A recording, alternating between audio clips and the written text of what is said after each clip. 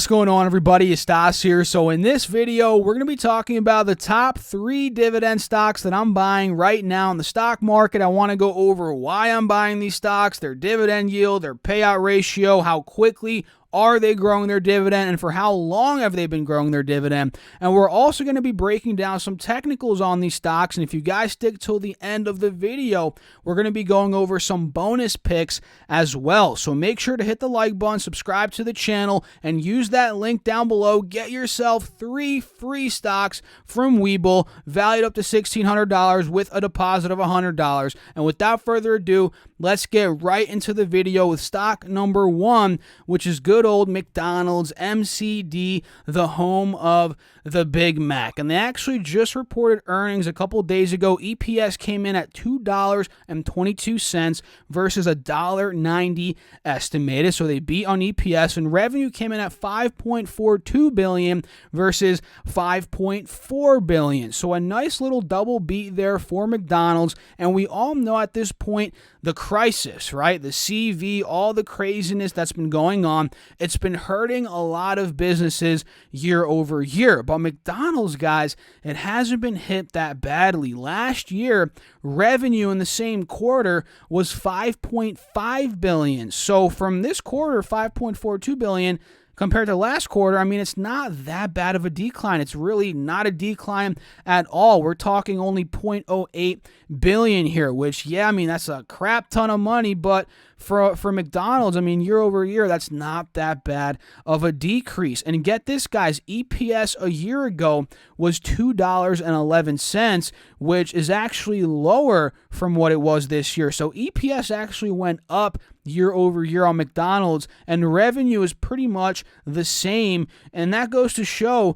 the strength of this business even during very tough economic times. That's one reason why I really like McDonald's, right? It's kind of like a staple stock. It's not going to make you millions of dollars. I mean, it might in 50 years, but it's one of those that's more stable, right? It's a slow growth dividend payer. And again, it's not one of these high fly growth stocks that's going to make you millions and billions, in the next couple of years. It's not that type of stock, but it's a safer play. And they're actually right now developing a new product called the McPlant. This is actually its own plant-based burger, which that's actually a nice new step here for McDonald's. And I believe they are partnering up with Beyond Meat for this. I'm not sure if it's 100% confirmed quite yet, but if they are partnering up, hey, that would be a very good move in my opinion here for McDonald's. Now let's talk about quickly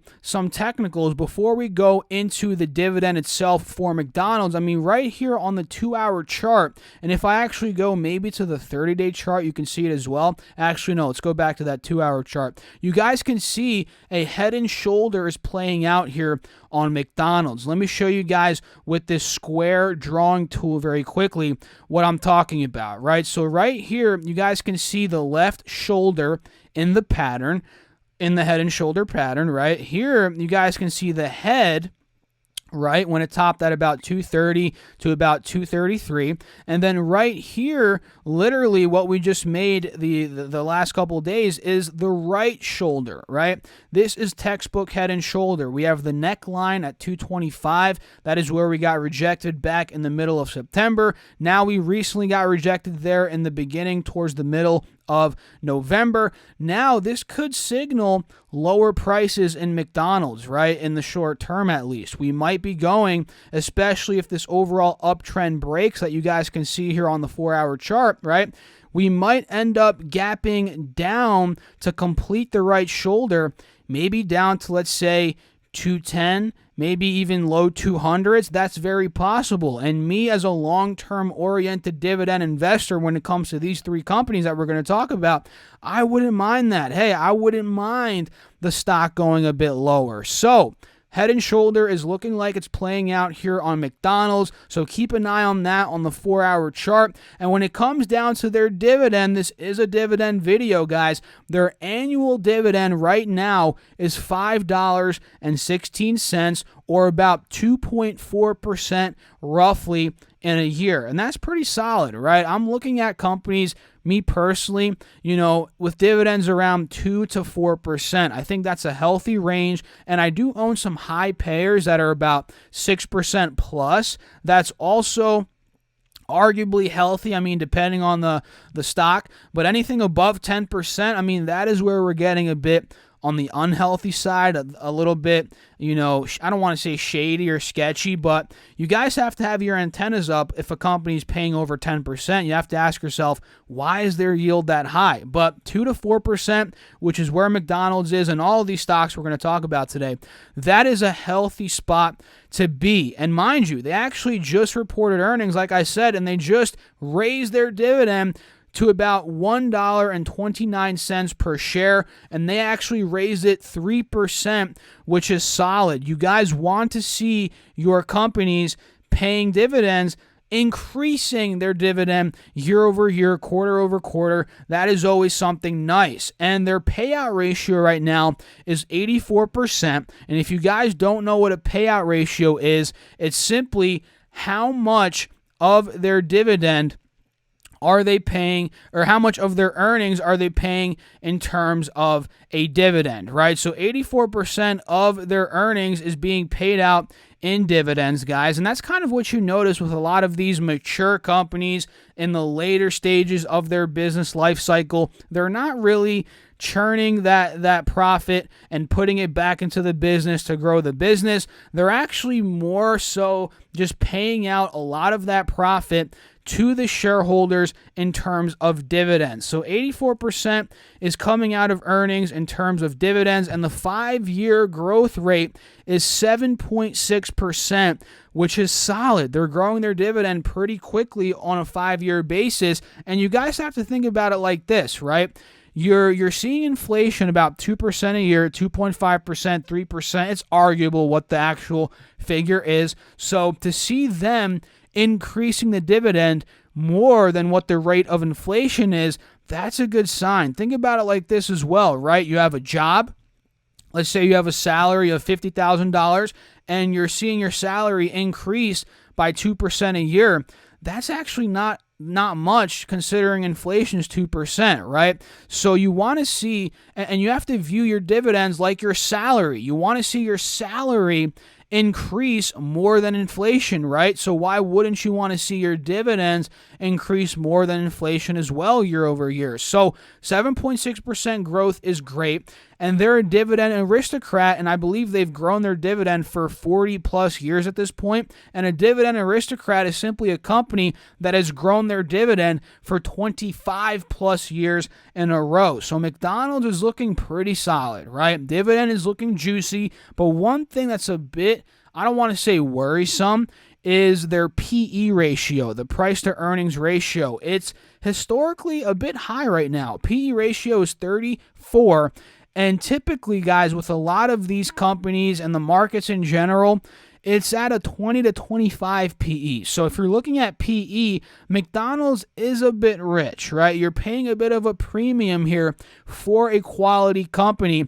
But if you're long-term investing here, and you dollar cost average, it's not that big of a worry, because honestly, sometimes you're buying in a little bit of an overvalued market, a little bit overvalued in terms of the stock, and then other times you're averaging in when the markets are undervalued. Could you imagine averaging in on McDonald's here at 124? You bought a little bit more at 170. You bought some more at 210 where it is right now. Overall, long term, that's going to smooth out your cost basis, so it's not as crazy as, let's say, you were buying all in when the PE was high, if that makes any sense. And the forward PE, which projects the PE for the next year, 12 months out, is actually a bit lower, 25. So that is a good sign, and we'll see how that ends up playing out over the next year. And that is stock number 1, McDonald's, ticker symbol MCD. And stock number 2 here, guys, is Pepsi, ticker symbol PEP.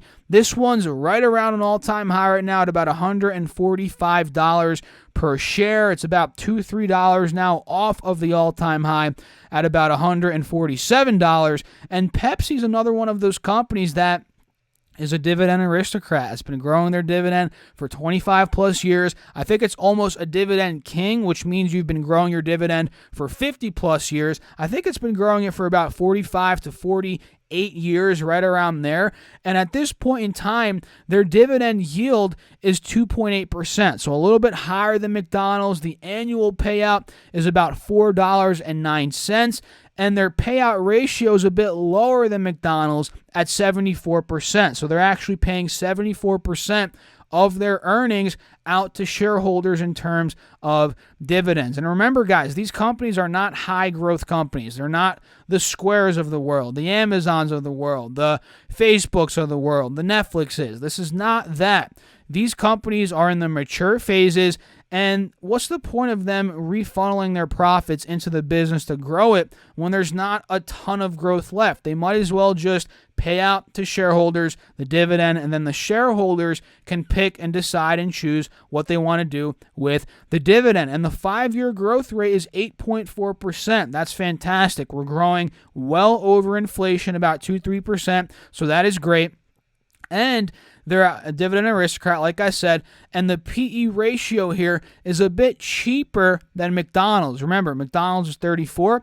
Pepsi's at about 28.43. So that's a little bit cheaper, but still on the rich side. You're paying a bit of a premium here for a company that doesn't have much growth. I mean, a lot of the time you guys see the growth stocks out there, they have PEs in the hundreds, 80s, the 70s, right? And that's a bit justifiable for these growth companies, but with companies that don't have much growth, a PE in the 20s, 30s, that is a little bit overvalued. But again, if you're dollar cost averaging over time, it should smooth out over time, so there's not much to worry there. And a good thing here is their forward PE is a 22.6. So that means over the next 12 months, their valuation PE-wise is going to become a bit more attractive, right? And speaking of technicals here, we're at a big resistance on Pepsi at about $144, $145. We struggled there in the beginning of September, in the middle of October, and now when I'm filming this video in the middle of November. So I'm thinking if this breaks, guys, for Pepsi, we're going to be gunning straight for those all-time highs, which again are right about $147 per share. And a lot of these companies, all of these companies, guys, they have staple products. That's what makes them a very, I don't want to say 100% safe, because nothing's 100% safe and guaranteed in the stock market, but these companies, they're pretty much as safe as they can get. They have a wide variety of product lines, from snacks in terms of Pepsi to drinks. McDonald's, they obviously have over 30,000 locations worldwide, franchises, store-owned stores as well. And they're just known, guys. Their brand name is so strong. It's not going anywhere. And that's what makes them super valuable, in my opinion, at least, to own in your portfolio. So that's stock number 2, Pepsi, ticker symbol PEP. And another one here, which, like these other two, they have such a wide variety of products. They're known across the world, from healthcare to baby care to just so much, right? It's Johnson & Johnson, ticker symbol JNJ. Annual payout for this company is $4.04.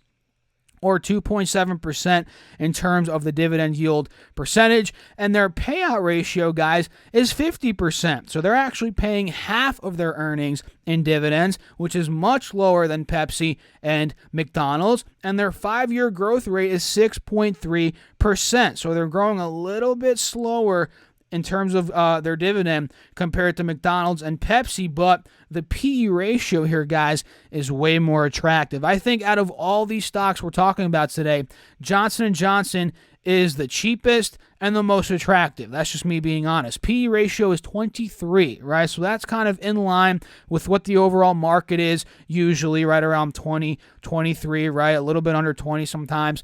And their forward PE, which is super attractive here, guys, is 15. So in the next 12 months, their PE, their valuation PE-wise, is going to go down substantially. So I think J&J, out of all three, again, is the most attractive, right? And they're actually a dividend king. They've been growing their dividend for more than 50 years in a row, which is very attractive, especially if you want that consistent, reliable, income from your stocks, right? And this is, again, none of these stocks, guys, you're not going to get rich in the next 5-10 years. That's not the name of the game with these stocks. These are stocks that you want to have in a stable portfolio that you're going to average into over 10, 20, 30 years, and then you'll be able, depending on what your income is, how much money you're funneling into the market, right? It's all relative here, but in the long term, you'll be able to eventually, supplement your income with these dividends, or maybe even use these dividends solely for your income. So J&J has a lot of products again, and it's a great dividend with a low payout ratio and nice juicy growth there as well. And overall, the stock here is at a big resistance, $148, which I think if that breaks, we're going to be gunning straight up to those mid 150s, which this move in the past, guys, has been made many times, right? From 148, 150 up to 155, then it sold off again, and we did it again, right? So we'll see if it does it yet again this time around, which could make for a nice little profit there if you're a short-term trader as well. But again, this video is really focused on long-term, just dividend stocks. So those are the main three that I'm buying literally right now: McDonald's, Pepsi, and Johnson & Johnson. And let's go over some bonus ones here that I'm not quite yet buying yet, although I do own some of these, right? The first one is a real estate investment trust, ticker symbol O, which did very well on the V-Shop news, which is a code word that I'm going to start using here just in case I get shadow banned or whatever for using that word. The V-Shot, you guys can try and figure out what that means, that came out on Monday. This shot up a bunch of retail, REITs, stocks that really rely on foot traffic, and O is one of them. It went from $58 all the way to about 65. That's a massive move there. And this is a real estate investment trust, right? So it's a real estate play. It's a monthly dividend payer, so it doesn't pay every quarter. It pays every month, so you're going to be getting 12 payments throughout the year with this particular holding. And off the top of my head, their yield is in the 5 to 6%.